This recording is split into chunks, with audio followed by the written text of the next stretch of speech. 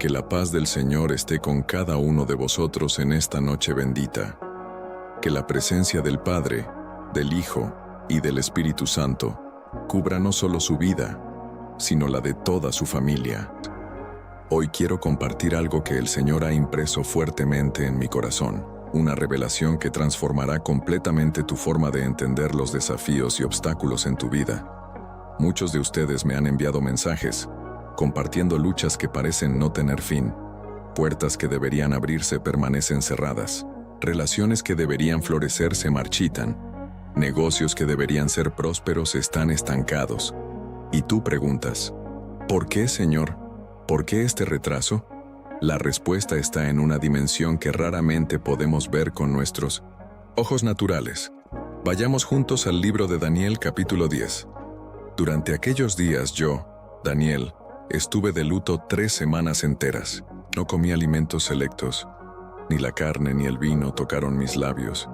Y no llevé fragancia alguna hasta que se cumplieron las 3 semanas. Daniel estaba profundamente afligido.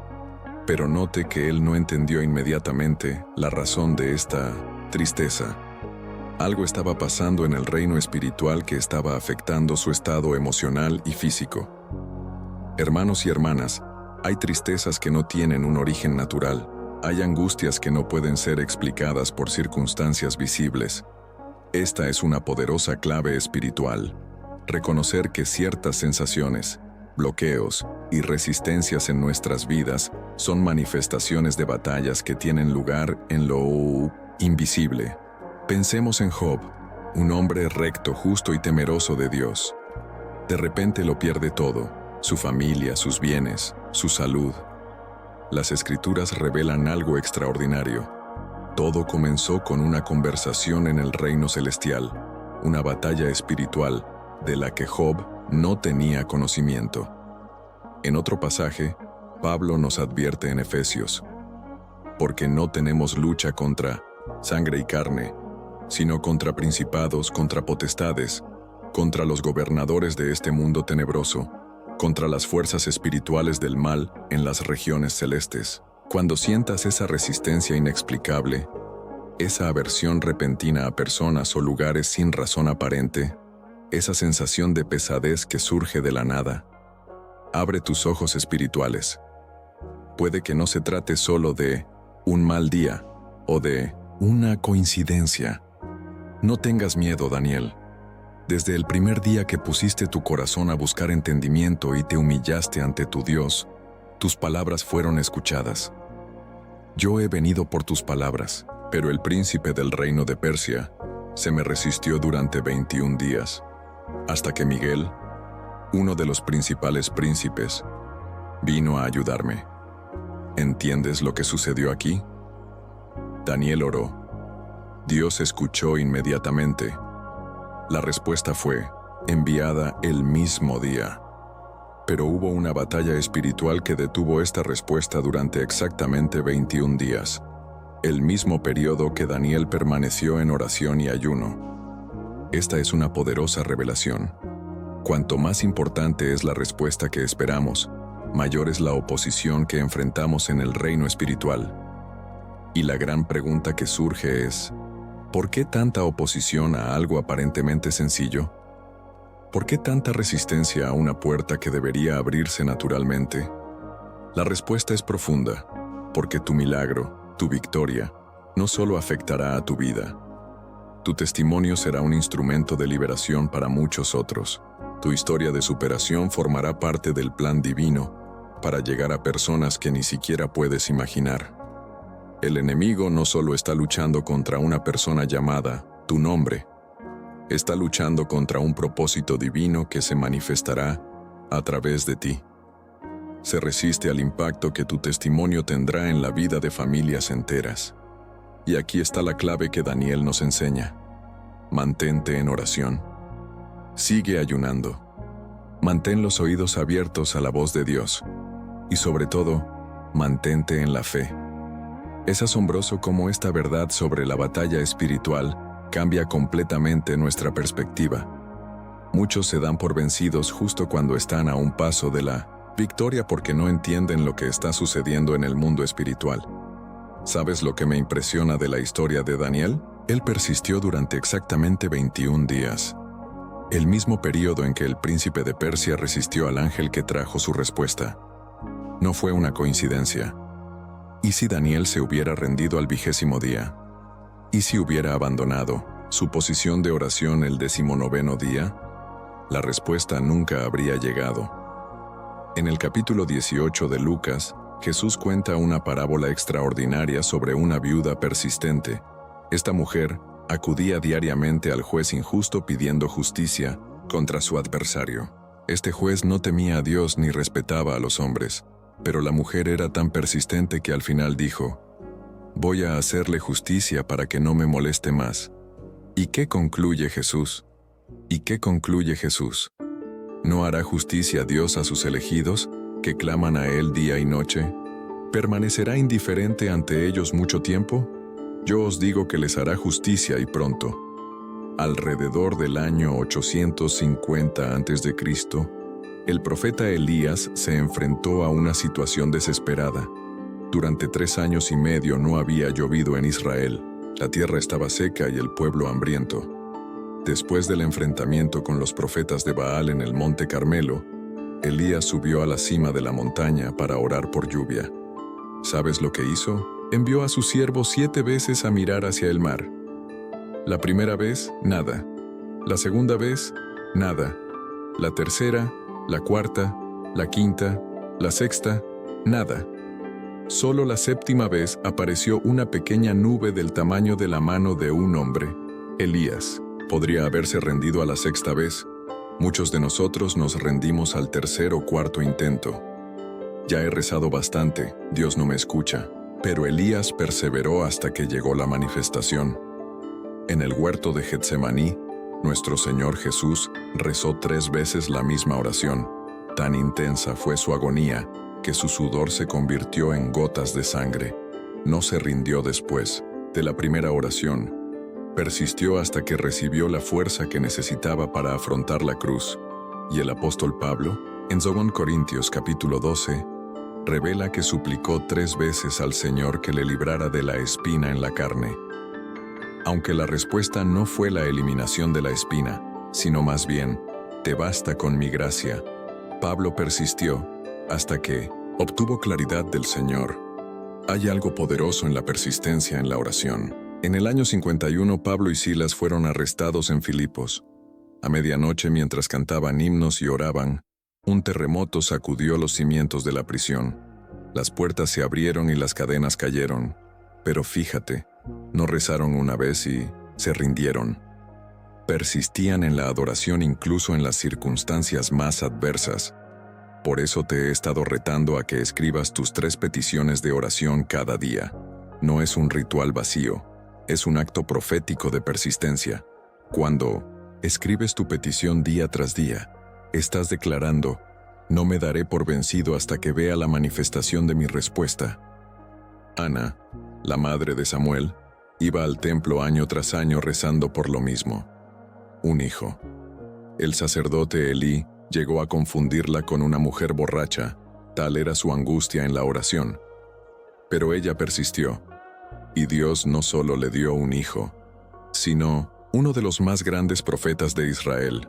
Cuando la viuda de Sarepta, durante la gran sequía en torno al año 850 a.C., se disponía a preparar su última comida antes de morir con su hijo, llegó Elías y le pidió: «Prepárame primero un poco de pan».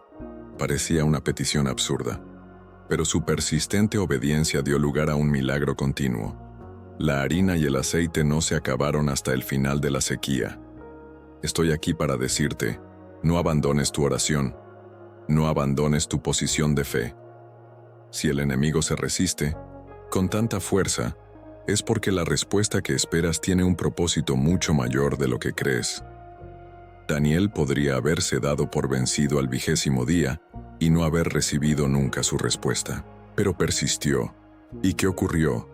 Un poderoso ángel fue enviado en su ayuda, y la batalla fue ganada. Es hora de intensificar tus oraciones. Es hora de permanecer como Daniel, con los oídos atentos a la voz de Dios. Es tiempo de ayunar, de buscar, de clamar, porque la respuesta ya ha sido lanzada desde el cielo y está en camino hacia tu vida. Al reflexionar sobre la persistencia en la oración, debemos comprender un principio fundamental que rige el ámbito espiritual: la ley de la siembra y la cosecha. Este principio no es solo un concepto religioso, sino una verdad universal establecida desde la creación. En el libro del Génesis, después del diluvio, Dios hizo un pacto eterno declarando: mientras dure la tierra, no dejará de haber siembra y cosecha, frío y calor, verano e invierno, día y noche. Este principio es tan constante como el ciclo de las estaciones. Observa cómo el apóstol Pablo, escribiendo a los Gálatas, desarrolla esta verdad. No os engañéis, Dios no se burla, porque todo lo que el hombre sembrare, eso también segará. No se trata de una amenaza, sino de una poderosa promesa que actúa tanto positiva como negativamente en nuestras vidas. Cuando oramos por alguien, estamos sembrando. Cuando compartimos una palabra de aliento, estamos sembrando. Cuando nos tomamos el tiempo de interceder por una nación, estamos sembrando. Y las Escrituras garantizan que ninguna de estas semillas caerá en tierra sin producir fruto. Piensa en el agricultor. Prepara la tierra, planta la semilla y luego espera. No desentierra la semilla al día siguiente para ver si está creciendo. Entiende el proceso natural de crecimiento, confiando en que la cosecha llegará en el momento oportuno. Del mismo modo, cuando sembramos en la oración, necesitamos confiar en el proceso divino. Hay un tiempo para preparar la tierra espiritual, un tiempo para sembrar, un tiempo para regar con lágrimas y persistencia, y finalmente, un tiempo señalado para la cosecha. El rey Salomón, considerado el hombre más sabio de su generación, escribió en el libro del Eclesiastés: «Echa tu pan sobre las aguas, porque después de muchos días lo encontrarás». ¡Qué principio tan extraordinario! Incluso, cuando sembramos en circunstancias aparentemente improbables, sobre las aguas, la cosecha volverá a nosotros. En el ministerio de Jesús, vemos este principio en acción una y otra vez. La mujer con el flujo de sangre había invertido todo lo que tenía en buscar la curación durante 12 años. Cuando por fin se acercó a Jesús, al instante recogió la cosecha de su curación. Todos esos años de búsqueda no fueron en vano. Fueron semillas plantadas que culminaron en su cosecha. Zaqueo, el publicano, sembró un acto de arrepentimiento y la voluntad de devolver 4 veces lo que había tomado injustamente. Su cosecha, hoy ha llegado la salvación a esta casa. La restitución financiera produjo una cosecha espiritual incalculablemente mayor. ¿Ves el patrón? Nunca somos solo receptores en el reino de Dios. Fuimos creados para el ciclo divino de recibir y distribuir, de ser bendecidos y bendecir. Cuando interrumpimos este ciclo, creamos estancamiento espiritual. Imagina un lago que solo recibe agua, pero no tiene salida. Se estanca, se vuelve impuro. Del mismo modo, cuando solo recibimos bendiciones sin distribuirlas, nuestra vida espiritual puede estancarse. Recuerda la historia de la viuda de Sarepta durante la gran hambruna. Con solo un puñado de harina y unas gotas de aceite de oliva, se enfrentaba a su última comida antes de la muerte. El profeta Elías le pidió que le preparara primero una hogaza de pan, aparentemente una petición insensible ante su extrema pobreza. Sin embargo, al sembrar lo poco que tenía, activó el principio de la cosecha sobrenatural. La harina de la tinaja no se acabará y el aceite de la botella tampoco. Durante 3 años y medio de hambruna, su pequeña semilla produjo una cosecha continua de provisiones. Consideremos también a Ruth, que sembró fidelidad a su suegra Noemí, dejando su tierra natal para acompañarla. Su cosecha se convirtió en bisabuela del rey David y entró en el linaje del Mesías. Jesús mismo enseñó: «Dad y se os dará, una buena medida, apisonada, sacudida y rebosante, se pondrá en vuestro regazo, porque con la medida que uséis, os medirán también a vosotros». Estas no son solo palabras inspiradoras, sino la revelación de una ley espiritual inmutable. Cuando compartes esta oración con 7 personas, como he estado animando, no es solo una estrategia de crecimiento ministerial. Es un profundo principio espiritual. Estás sembrando bendición en las vidas de otros y, consecuentemente, abriendo canales para tu propia cosecha. Imagínense si cada uno de ustedes que me está viendo ahora sembrara esta palabra en la vida de 7 personas. Y si cada una de esas 7 personas hiciera lo mismo, en poco tiempo, miles de vidas serán impactadas, creando una ola de bendiciones que volverán multiplicadas. El alma generosa, como dice el libro de Proverbios, será prosperada. No solo el alma hábil, educada o talentosa, sino el alma generosa, la que ha comprendido el principio de la siembra y lo practica deliberadamente. Así que no se limiten a ser consumidores espirituales. Sed agricultores activos en el reino de Dios, sembrando con perseverancia, regando con fidelidad y esperando con confianza la abundante cosecha que sin duda llegará. Llegamos a un elemento crucial en nuestro camino de fe: el discernimiento espiritual, el Li. Discernimiento espiritual es la capacidad sobrenatural de distinguir entre lo que viene de Dios y lo que no viene de Él. Es la capacidad concedida por el Espíritu Santo de ver más allá de las apariencias, identificando la verdadera naturaleza de las situaciones, las personas y los mensajes que encontramos. En el primer libro a los Corintios, Pablo enumera los dones espirituales, mencionando específicamente el discernimiento de espíritus. No se trata de un don reservado únicamente a líderes o profetas, sino que está al alcance de todo creyente que busque sinceramente la sabiduría celestial.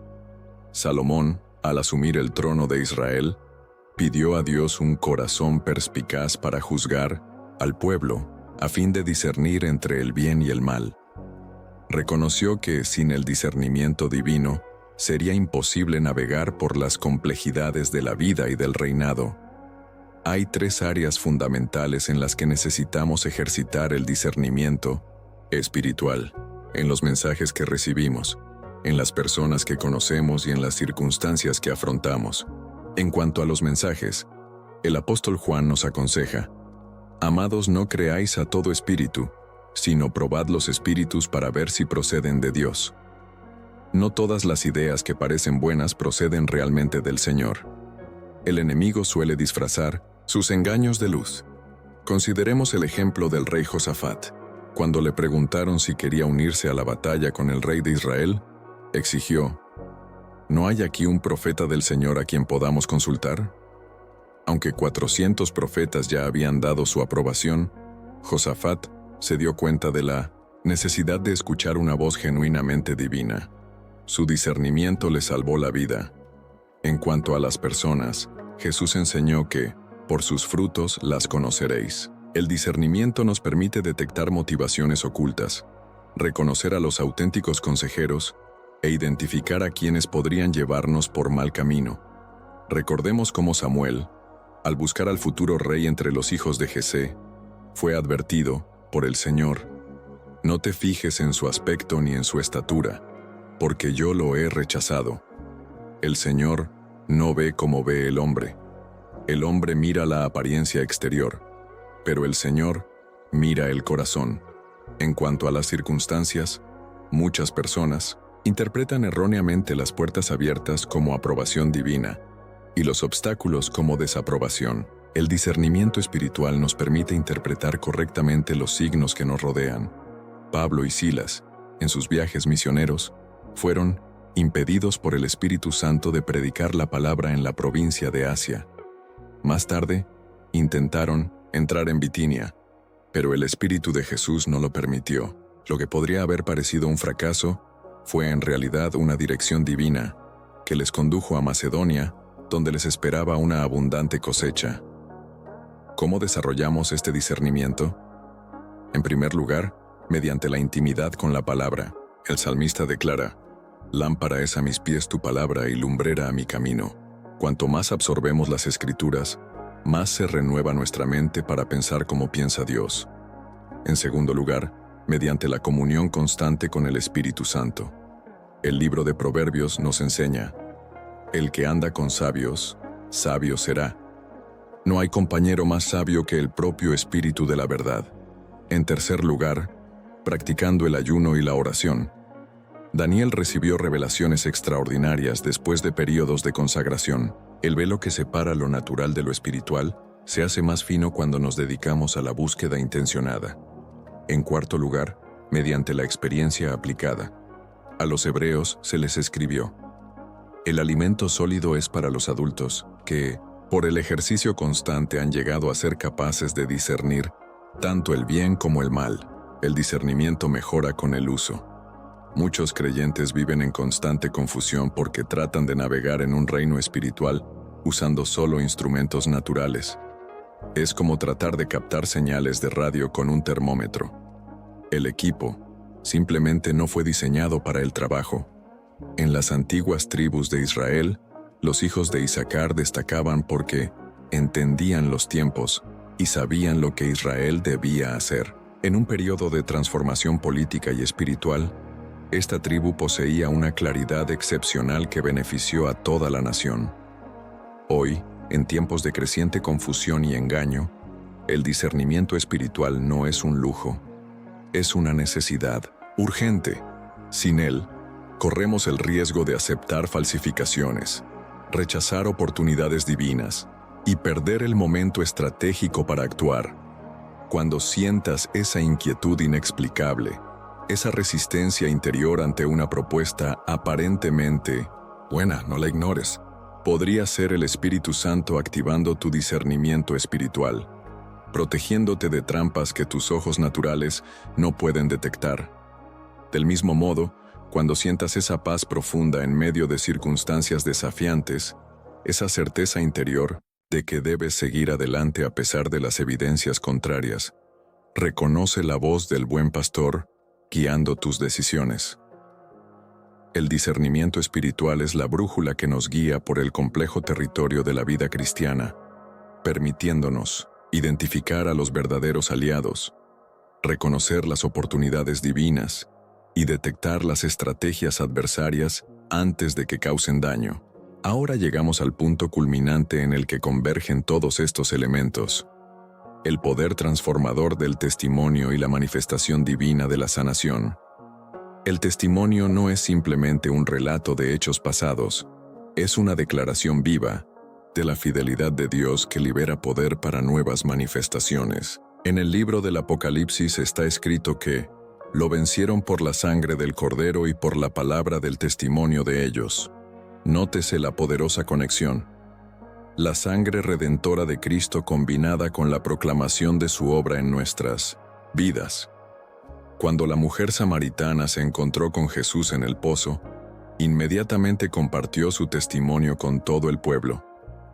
Venid a ver a un hombre que me ha contado todo lo que he hecho. ¿Será este el Cristo? El resultado: muchos samaritanos de aquel pueblo creyeron en él por la palabra de la mujer que daba testimonio. Su testimonio abrió la puerta a un avivamiento en aquella región. El poder del testimonio derriba las barreras de la incredulidad. En la historia del ciego curado por Jesús, los líderes religiosos intentaron descalificar el milagro con complejos argumentos teológicos. La respuesta del hombre fue tajante: una cosa sé, era ciego y ahora veo. Contra un testimonio auténtico, los argumentos más sofisticados pierden su fuerza. Hace poco, recibimos el conmovedor testimonio de Kelina. Durante años, sufrió el dolor debilitante de la fibromialgia, sin poder permitirse toda la medicación necesaria. Durante una de nuestras emisiones se aferró a la curación por la fe. El resultado: lleva 2 meses sin sufrir dolor alguno. Incluso le han desaparecido los dolores de cabeza.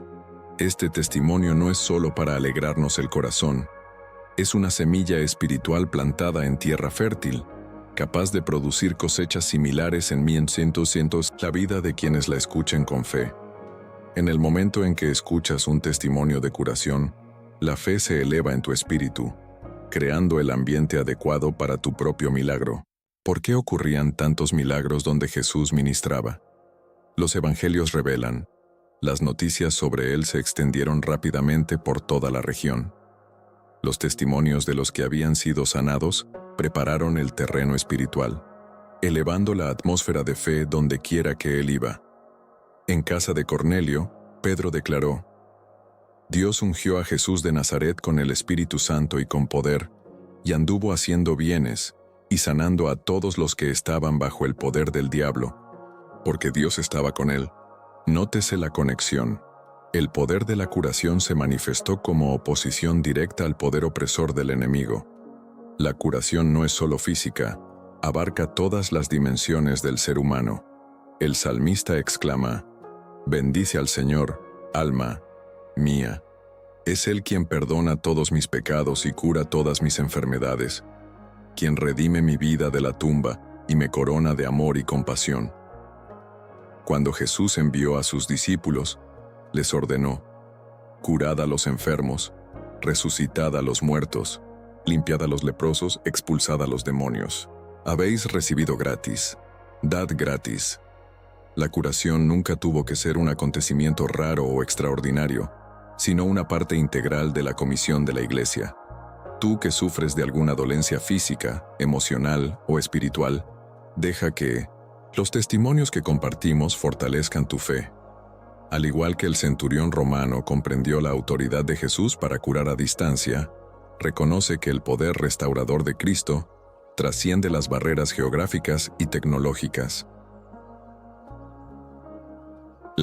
Apóstol Santiago enseña: confesaos vuestros pecados unos a otros y orad unos por otros para que seáis sanados. La oración de un justo es poderosa y eficaz. Existe una conexión directa entre compartir nuestras luchas, la intercesión mutua y la manifestación del poder sanador. Por eso te invitamos a escribir tus peticiones en un papel, presentándolas diariamente en oración. No se trata de un ritual vacío, sino de un acto profético que expresa tu fe y tu perseverancia. La petición de un nuevo comienzo, de puertas abiertas y de salud, no son solo palabras.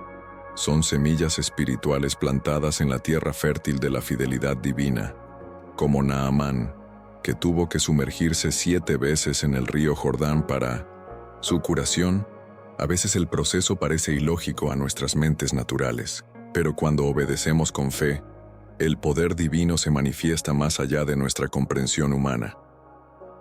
Al finalizar este momento, quiero dejar una verdad grabada en tu corazón.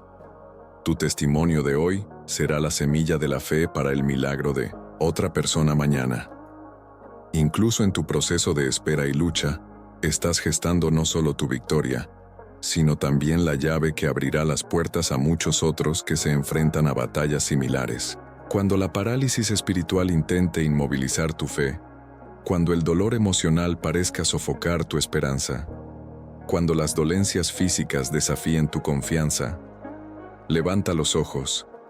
El mismo Dios que dividió el Mar Rojo, que derribó los muros de Jericó, que cerró la boca de los leones, que calmó la tempestad, ese mismo Dios está trabajando ahora en tu favor, entre los bastidores del universo, orquestando tu liberación total.